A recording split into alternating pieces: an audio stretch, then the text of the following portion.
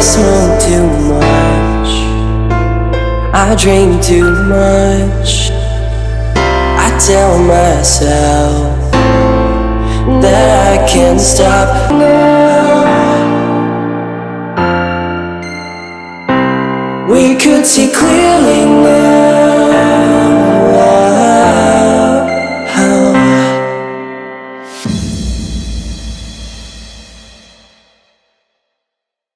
Hey, what's up guys, and this is the Samsung Galaxy A72. So I've been using the phone for the past 1 month and I love it. It's a pretty good phone and the phone actually performed better than what I expected. But for the price, I would not buy this phone. I would look for other options in the market and I would recommend you guys to do the same. Let me explain. Now, the primary reason why the mid-range came into existence was to bridge the increasing gap between a budget phone and the flagship. Now, we as a customer, we want to have a phone better than a budget phone, because in a budget phone, too many corners are cut to lower the price, which ultimately end up affecting the performance and user experience. But at the same time, we also don't want to pay that crazy ultra premium price that most of the flagships are asking nowadays. So basically, a mid-range is supposed to be a phone that we need. Decent enough performance to carry out everyday tasks comfortably without costing anywhere near the flagship. Now, this made sense a few years ago when flagships weren't as good and as powerful as they are right now, because at that time, upgrading the phone every single year made sense. So if this phone was released back in the time with similar package and performance, then this would have been an easy recommendation without any question.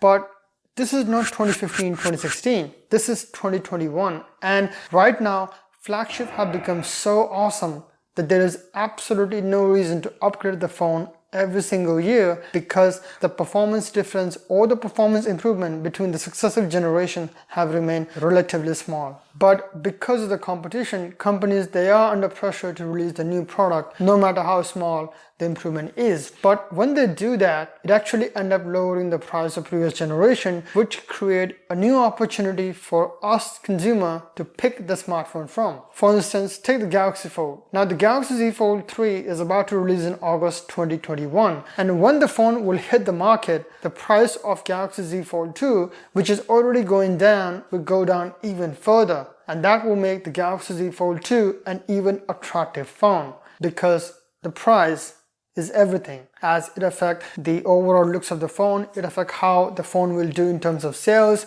but more importantly, it affects how we perceive the phone, our perception toward the phone. Now imagine Samsung launching the Galaxy Z Fold 2 last year for $1,000 instead of $2,000. Talking about the price, I paid around $700 here in Australia. So everything that I like and don't like about the phone is within the context of that price range. And like I said in the beginning, this is a pretty good phone and it actually performed better than what I expected. But there has been some few annoying things that has really made me not to recommend this phone.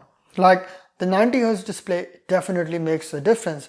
But even with the 90Hz enable, I have consistently noticed the screen stuttering while generally scrolling up and down. Secondly, there is a significant delay while using the camera app, whether it's simply opening and closing the app or changing different mode within the app. Plus, the overall animation within the UI is slow and sluggish, which makes the phone feels much slower than what it is. And in my opinion, these are some of the major areas within the phone that heavily affect the user experience. Now, if you think about it, flagship in general don't have these kind of issue when it comes to general day-to-day tasks, whether it's the flagship from this year, last year, or even a year before that. So they tend to do one thing particularly well, which is to maintain that ultimate user experience, because the user experience is completely dependent on the performance, and that's why performance for me is everything. I'm willing to compromise on other part of the phone to get that awesome performance. Like I will comfortably use a phone which has a 720p 60Hz display, an average battery life, plastic back, single camera, but delivers an awesome performance. Take the Galaxy S20 FE for example. Now the Galaxy S20 FE obviously have the better spec than what I just said, but it is the most closest and relatable example that I can pick, because it's also from Samsung and it's also available within the similar price range. Now, the Galaxy S20 FE was released back in August 2020 last year, and that is the only issue with the phone, the tagline of being released last year. So if I take any general consumer, like if I take my mom to the Samsung store and I ask her to pick between the A72 and the S20 FE by telling her that the A72 was released a few months ago, so it's a new phone, it's a 2021 phone, whereas the Galaxy S20 FE was released last year, she will 100% pick the Galaxy A72, because in her mind the S20 FE is 1 year old, so that's not good.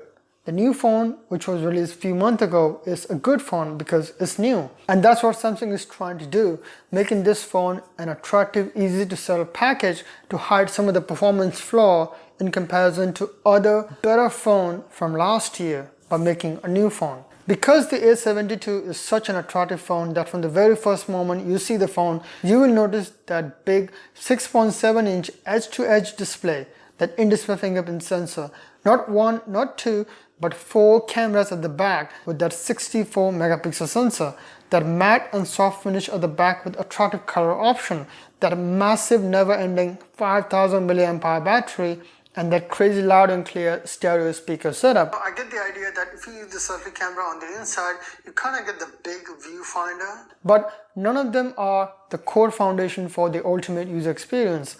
Now, I get that with the big display and crazy speaker, watching videos and playing games is gonna be fun. But would you rather have a high quality display with average size or big display with lower quality? Would you rather have a phone with average battery life but a buttery smooth performance, or a phone that never ends but lags and hiccup every once in a while? Would you rather have a phone which has a single camera lens but take awesome pictures, or a phone that has multiple lenses but take average photos? You get the idea. And this is where the Galaxy S72 start to have a problem.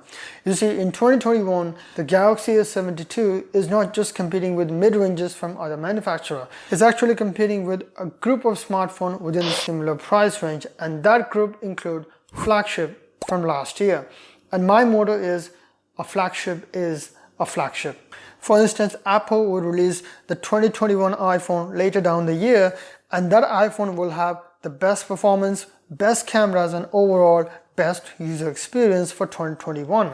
Now, when Apple will release the next iPhone for 2022, then that iPhone will become the most powerful, fastest, and overall the best iPhone. But that does not mean that the iPhone of 2021 will somehow magically become bad or will not be worth considering or using anymore. It's just that we will get to experience something even better, something even faster, something even powerful that will make the current phone looks a bit underwhelming, even though it is still the same as it was when it was released the first time. Now, this video was not to downplay the Galaxy S72 by any means. In fact, there are a few things that I absolutely love about the phone. For instance, that crazy loud and clear stereo speaker setup that blew me away, as I wasn't expecting that. That massive 5000 mAh battery is so big that I was able to use the phone for 2 days on multiple occasions consistently without any charge. That massive 6.7-inch 90Hz display has been great for gaming and watching videos. I also love the fact that there is still a headphone jack. That Snapdragon 720G processor is also capable of handling everyday tasks with minor hiccups and lag every once in a while. Picture from the camera has also been very good, provided the conditions are favorable, especially from that 64 megapixel sensor. And I also enjoy shooting the camera from the ultra wide angle lens to capture more content within the shot. So to wrap everything up, if you still want to buy the Galaxy S72, then by all means go for it. Like I said, it's not a bad phone. And if I had a pretty good time with the phone, you're gonna have a pretty good time with the phone. But just keep in mind that there are much better options available out there in the market for the same price. Now, my mom may find it difficult to understand that the looks of the phone and all the marketing campaign and ad does not tell the full story. It's actually what's inside that matter the most. But you and I, we know that. So I hope you're gonna make the most out of the video and we'll do what's best for you. That's been it. Thank you for watching. Hope you found the video helpful. I'll catch you guys soon.